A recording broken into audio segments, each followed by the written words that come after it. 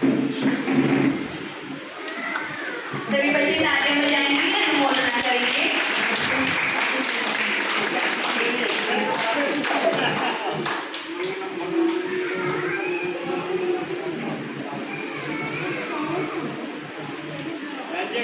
मोनिका जी और शालिनी जी और मंजू जी आइए इनका सम्मान करने के लिए। जोरदार तालियों से एक बार इनका स्वागत हो जाए। बहुत अच्छे।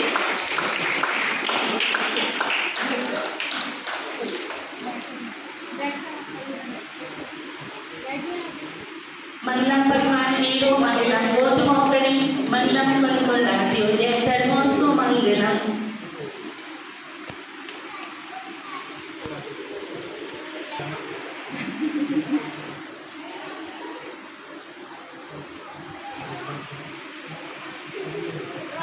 सभी बच्चे तालियां बजाकर अनुमोदना करेंगे।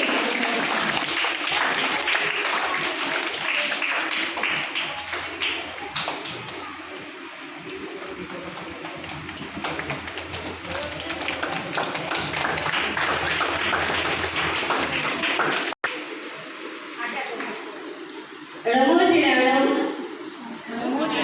एक साथ आप लोग बोलेंगे रमो जिडाड़म, जय जिनेन्द्र, जय श्री आदिनाथ, जय श्री महावीर। अभी एक बार मैं फिर से बोलूंगी, देखिए कितनी जोर से आवाज आ रही है, क्योंकि मैं ये सोच के आई हूँ कि ऋषभ बिहार की जो आवाज है ना वो पूरी दिल्ली में नहीं बाहर तक पहुंचती है। तो आप जरा यहाँ भी दिखाइएगा, ठीक है? रमो जिडाड़म, ये हुई ना बात, आप बच्चों को दिखाइए। रमो जिडाड़म, जय जिनेन्द्र, जय श्री आदिनाथ, जय श्री महावीर। मतलब जो मैंने सोचा था और सुन के आई थी ना वो सही निकली बात कि ऋषभ देव बिहार का, यहाँ जो ऋषभ बिहार के बच्चे हैं ना, जिन मंदिर जी से जुड़े हुए बच्चे जो हैं, जो पाठशाला में आए हुए हैं, उनकी आवाज बहुत आगे तक जाती है। सबसे पहले तो मैं आप सभी का हृदय से अभिनंदन और वंदन करती हूँ। हमारे सानिध्य में बाबूजी, मैं उनको बाबूजी कहती हूँ, धनपाल जी हैं, उनको प्रणाम करती हूँ। और यहाँ ऋषभ बिहार दिगंबर जैन मंदिर से जुड़े हुए सभी ट्रस्टियों, सम्माननीय जो भी पदाधिकारी हों, उनको नमन करती हूँ। विजय जी से जब संवाद हुआ और मैं बात कर रही थी, आप देख रहे होंगे यहाँ पर जिन धर्म रक्षक लिखा हुआ है। जब इस विषय में चर्चा हो रही थी तो विजय जी ने कहा कि अरे ये तो बहुत ही अच्छा विचार है और हमारे सभी बच्चे जिन धर्म रक्षक बनकर हमेशा तैयार हैं। तो आप लोग जैन धर्म की रक्षा के लिए हमेशा तैयार हो? आवाज नहीं आई? बहुत बढ़िया। तो एक साथ देखो, इसके क्या हमारा लक्ष्य होना चाहिए, इसके बारे में हम बात करेंगे, पर उसके पहले हम संकल्प लेंगे। हम संकल्प लेंगे, एक साथ आप लोग बोलेंगे, ठीक है? संकल्प हाथ जोड़कर लेंगे। हाथ जोड़िए, हाथ जोड़िए और बिल्कुल ये ध्यान कीजिए कि आपके सामने वहाँ आपके मूल नायक देवादिदेव श्री आदिनाथ भगवान की विशाल अद्भुत प्रतिमा है, वीतरागी मुद्रा है और उनके सामने आप संकल्प ले रहे हैं। यहाँ से संकल्प लेके जाएंगे तो जब दर्शन करने जाएंगे ये संकल्प वहाँ भी दोहराइएगा। आप बोलेंगे हम हैं जिन रक्षक, हम हैं जिन धर्म रक्षक, जिन धर्म की रक्षा करना ही हमारा धर्म है। चाहे कुछ भी हो जाए, कितनी भी परेशानी आए, हम अपने जिन धर्म से, इसके सिद्धांतों से कभी नहीं डिगेंगे और हमेशा जिन धर्म की रक्षा करेंगे, क्योंकि हम जो बच्चे हैं, हम ही इस देश का भविष्य है और हम ही जैन धर्म का भविष्य है। हमें जैन धर्म को भगवान आदिनाथ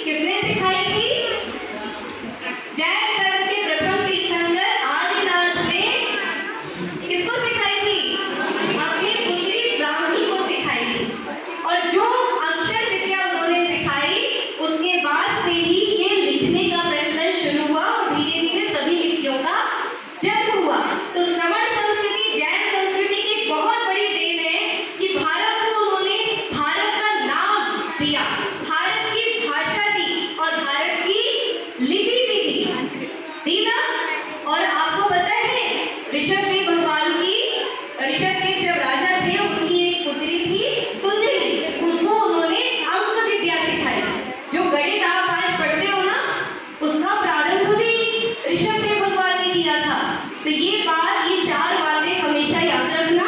एक और बात, अपना जो भारत देश है उसमें कौन सी व्यवस्था है? लोकतंत्र की व्यवस्था है ना। जनता वोट देती है तभी लोग जीतते हैं, तो जनता का शासन रहता है ना, जनता के द्वारा। तो लोकतंत्र की व्यवस्था है, गणतंत्र की व्यवस्था है। ये व्यवस्था भी कहाँ से आई है? वैशाली। वैशाली प्रथम गणतंत्र राज्य था। भगवान महावीर का जो जन्म स्थान है ना वैशाली, वो प्रथम गणतंत्र राज्य था। वहां से ये व्यवस्था की इतनी अच्छी व्यवस्था है, उसको पूरे भारतवर्ष ने अपनाया। तो ये चार पांच बातें जो श्रवण संस्कृति का भारत को बहुत बड़ा योगदान है, इसको याद रखना है और इसको ज्यादा से ज्यादा लोगों तक पहुंचाना है। जिन धर्म रक्षक, ये जो एक आंदोलन बनेगा, एक जो ये मुहिम बनेगी, इस फाउंडेशन की स्थापना का लक्ष्य यही है कि हमारे जितने भी बच्चे हैं वो स्वावलंबी बने, उनको हर कला आए, वो हर कला में पारंगत हो, वो अपने रोजगार के लिए अभी से प्रयास करें। तो इसमें हम लोग क्या क्या करने वाले हैं ये मैं आपको बता देती हूँ। सबसे पहले जिन धर्म रक्षक, आपका अपना संगठन होगा। क्या होगा? आपका अपना संगठन। इसका मतलब ये है कि बड़ों की जो भूमिका होगी वो सिर्फ मार्गदर्शन की होगी, वो सिर्फ आपको गाइड करेंगे। इसकी व्यवस्था कौन करेगा? बच्चे। कौन करेगा? कितने बच्चे करेंगे? जरा हाथ उठा के बताना जरा। हाँ, और इसकी व्यवस्था कैसे करनी है? हम आप में से ही कुछ बच्चों को जो थोड़े ज्यादा जिम्मेदार हैं और बड़ी कक्षाओं में हैं, उनको हम जिम्मेदारी देंगे। आपकी जितनी भी यहाँ पर अध्यापिकाएं बैठी हुई हैं, इनके माध्यम से हम प्रतियोगिताओं का आयोजन करेंगे। और वो प्रतियोगिताएं ना हम आयोजित करेंगे, ना आपकी टीचर्स आयोजित करेगी। कौन करेगा? बच्चे करेंगे। मतलब आपको ही प्रतियोगिता सोचनी है कि इस महीने हम कौन सी प्रतियोगिता करने वाले हैं। पूरा अरेंजमेंट आपको ही करना है, आपको पूरी व्यवस्था देखनी है, करवानी है। इससे क्या होगा? आपके अंदर एक लीडरशिप की क्वालिटी आएगी, आपके संपूर्ण व्यक्तित्व का विकास होगा। अभी क्या होता है, अभी आप पाठशाला में आते हो, सारी व्यवस्थाएं जो मंदिर के जितने भी ट्रस्टी हैं, जितने भी जो पदाधिकारी हैं, ये करते हैं और अध्यापिकाएं करती हैं। आपका बस एक ही काम है, आना, यहाँ पढ़ना और घर जाना। कोई टेंशन नहीं ना, बस जो पढ़ाया गया है उसको याद रखना है। पर आप सोचो, अगर आपको जिम्मेदारी दे दी गई कि आपको एक प्रतियोगिता का आयोजन करना है, इस बार ये कार्यक्रम की जिम्मेदारी आपको संभालनी है, तो कैसा लगेगा? थोड़ी टेंशन होगी ना, और जो थोड़ी टेंशन होगी ना, उसी से आप जिम्मेदारी सीखेंगे। तो हमारा यही लक्ष्य है कि हम जिन धर्म रक्षक बनकर सबसे पहले अपने जिन धर्म की रक्षा करें और हम बचपन से ही अपने संपूर्ण व्यक्तित्व का विकास करें, बड़ों के मार्गदर्शन में। अब मैं 3-4 प्रश्न पूछना चाहती हूँ। एक तो बड़े बच्चे आ जाएंगे, आप आइए इधर।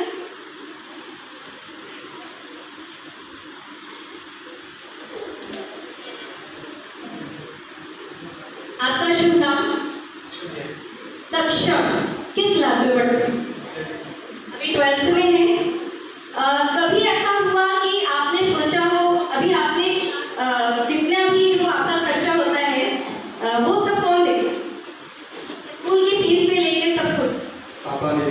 पापा मम्मी, मतलब पूरा। अभी तक 12th में आने तक कभी आपने कुछ भी मन में सोचा कि मैं कुछ कमाता हूँ? सिर्फ पढ़ाई के बारे में सोचा? कभी नहीं सोचा कि मैं कुछ शुरुआत करूं? नहीं सोचा। अगर आपको एक ऐसा अवसर दिया जाए, हम यहाँ पर ट्रेड फेयर लगाएंगे, अगर आपको ऐसा अवसर दिया जाए कि जो भी घर में लोगों के सामग्री उपयोग होती है, मंदिर में सामग्री उपयोग होती है, हम उसको खरीदवा के आप लोगों के बच्चों को ही ट्रेड फेयर लगवाएं, ठीक है? और आप उसकी पूरी व्यवस्था देखो और जो श्रावक श्राविका है वो आके आपसे वही सामान खरीदे, तो आपको क्या लगता है उससे क्या